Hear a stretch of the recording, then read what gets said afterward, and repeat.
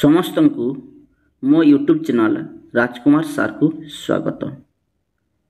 Surabhi 2025 creative ରାଇଟିଂର ଶୀର୍ଷକ ବା topic ହେଉଛି ସମୃଦ୍ଧ ଓଡ଼ିଶା ଗଠନରେ ମୋର ଭୂମିକା। ତ ଏହି ଟପିକ୍କୁ ନେଇ ଆମେ କିଭଳି ଲେଖିବା ଆସନ୍ତୁ ଏହି ଭିଡ଼ିଓ ମାଧ୍ୟମରେ ଜାଣିବା।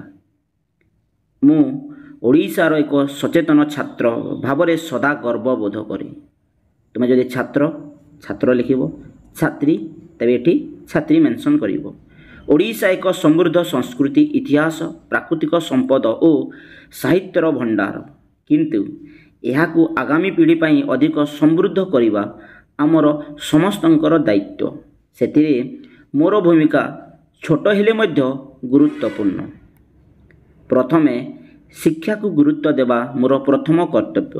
ଯଦି ମୁଁ ଭଲ ଭାବରେ ପଢ଼ିବି, ଜ୍ଞାନ, ବିଜ୍ଞାନ ଓ ନୈତିକତାରେ ଅଗ୍ରସର ହେବି, ତେବେ ଆମ ଓଡ଼ିଶାର ଅଶିକ୍ଷା ଓ ଅନ୍ଧବିଶ୍ୱାସକୁ ଦୂର କରିପାରିବି। ମୁଁ ନିଜ ପଢ଼ାଶୁଣା ସହିତ ସହପାଠୀମାନଙ୍କୁ ମଧ୍ୟ ଶିକ୍ଷାରେ ଆଗକୁ ଆଣିବା ପାଇଁ ପ୍ରେରିତ କରିବି। ଦ୍ୱିତୀୟତଃ, ପରିବେଶ ସୁରକ୍ଷାରେ ମୋର ଭୂମିକା ବହୁତ ଆବଶ୍ୟକ।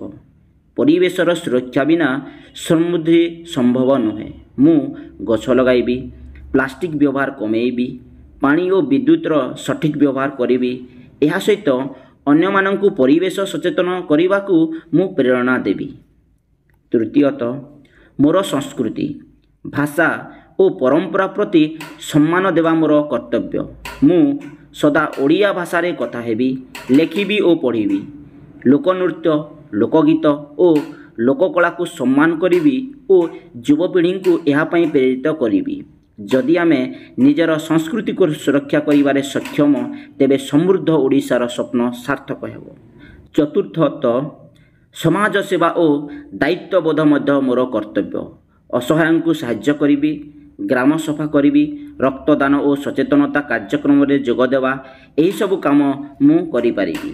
ଶେଷରେ ସତ୍ୟ, ଶ୍ରମ ଓ ସଂକଳ୍ପରେ ମୁଁ ଯଦି ଅଗ୍ରସର ହେବି, ତେବେ ନିଶ୍ଚୟ ମୋର ଛୋଟ ଭୂମିକା ସମୃଦ୍ଧ ଓଡ଼ିଶା ଗଠନରେ ବଡ଼ ପରିଣାମ ଆଣିଦେବ।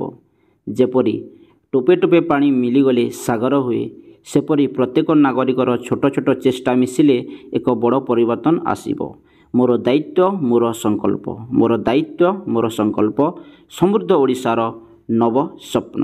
ଆଶା କରୁଛି ଭିଡ଼ିଓଟା ଭଲ ଲାଗିଥିବ। ଭିଡ଼ିଓ ଭଲ ଲାଗିଲେ ଲାଇକ୍ କର, ସେୟାର କର। ଫାର୍ଷ୍ଟ ଟାଇମ୍ ଆସିଛ ତ ଚ୍ୟାନେଲকে ସବସ୍କ୍ରାଇବ୍ କରିବ। ଧନ୍ୟବାଦ।